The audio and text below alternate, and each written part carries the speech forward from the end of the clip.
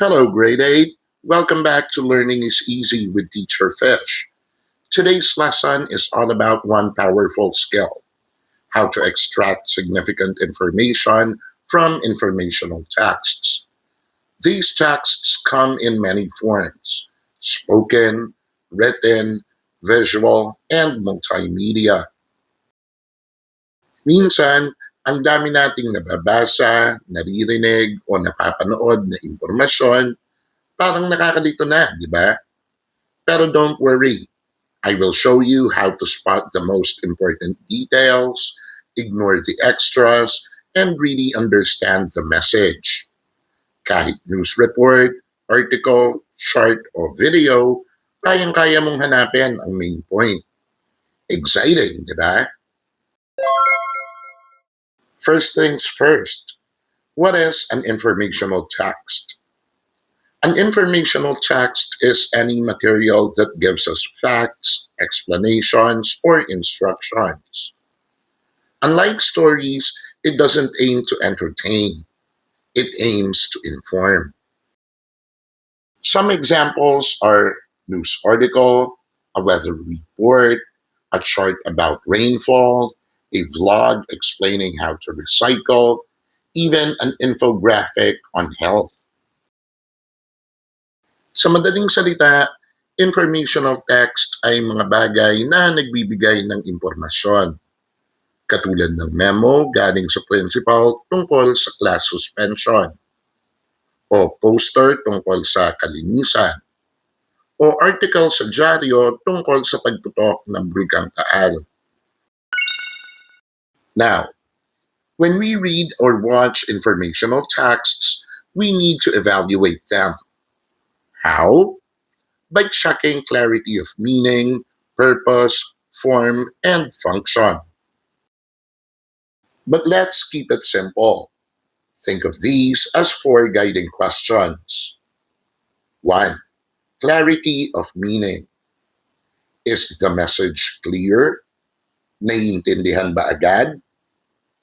For example, kapag nakikinig ka sa teacher na nag-a-announce ng exam schedule, malinaw ba kung kailan ang exam?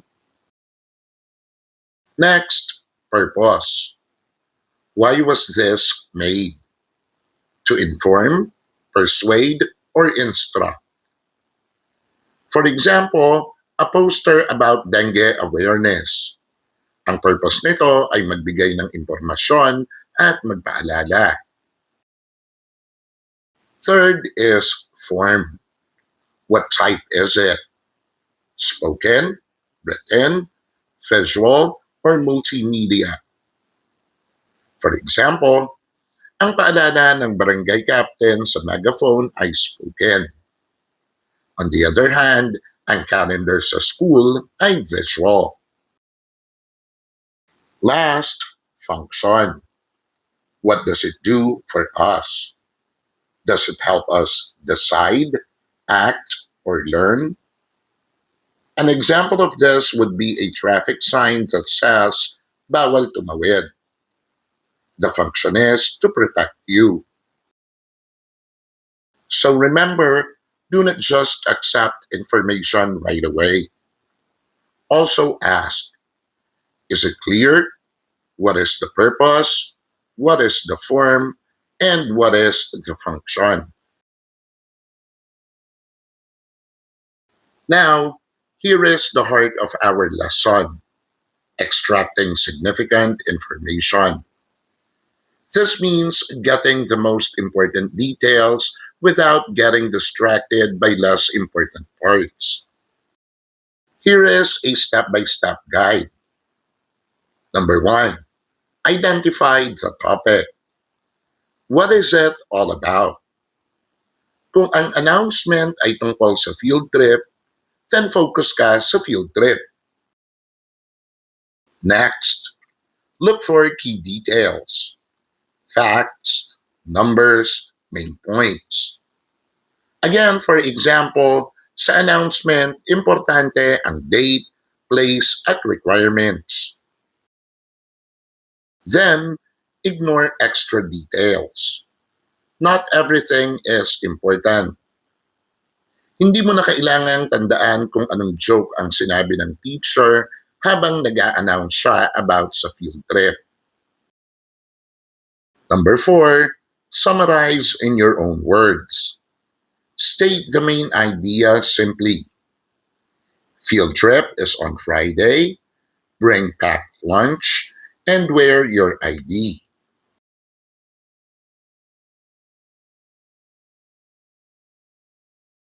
Ngayon naman, let us apply these techniques to different forms of texts. Let us begin with spoken text. Let's say the mayor announced that classes will be suspended tomorrow due to heavy rain. The significant information is no classes tomorrow because of heavy rain. Now, here's a question. Do we also need to remember what the mayor was wearing?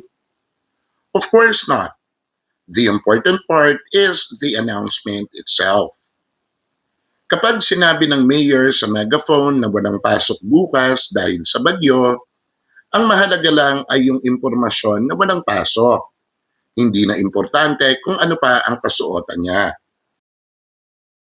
Now let's try it with written text. An article about health tips.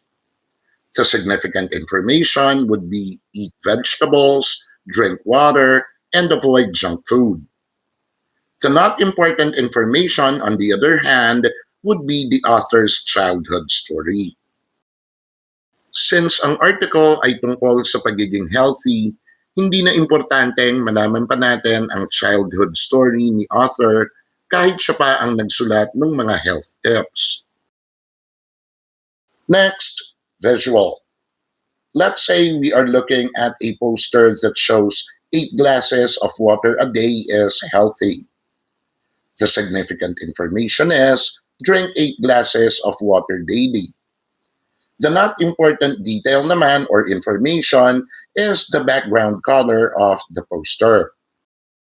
Kapag may nakita kang poster sa school na nagsasabing uminom ng 8 basong tubig araw-araw, ang mahalaga ay yung information tungkol sa pag-inom ng tubig, hindi yung kulay o disenyo ng poster. Last, multimedia. Let us say you are watching an educational video explaining the causes of climate change with pictures and narration. The significant information is the causes of climate change. The not important detail or information naman would be the background music. Parang kapag nanonood ka ng ating mga lesson videos, ang mahalaga ay yung mga lessons mismo, hindi ang background music o intro animation. So now it's time for Teacher Fish's Fish Tips. Here are some quick reminders to help you extract significant information easily. Parang fishing lang. Piliin ang pinakamahalaga. 1. Use highlighters or underline. Mark the keywords or numbers in your notes. For example, sa announcement ng exam schedule, i-highlight mo lang ang date at time. 2. Ask, what is the point? After reading or listening, tanungin mo ang sarili mo. Ano nga ba talaga ang mahalagang gustong sabihin? Number 3, ignore decorations. Focus on the message, not the style. For example, sa posters, ang importante ay yung words, hindi yung kulay or background. 4. Summarize in 10 words or less. Challenge yourself. Can you explain the main point in one sentence? Number 5. Practice every day. The more you practice, the easier it becomes. Kahit sa simpleng utos ni mommy, sanayin mo na hanapin ang main point. Before we end, let us practice. Here is a short text. The Department of Health reported that dengue cases increased by 20% this year compared to last year. especially during the rainy season. What is the significant information here? Share your answers in the comments.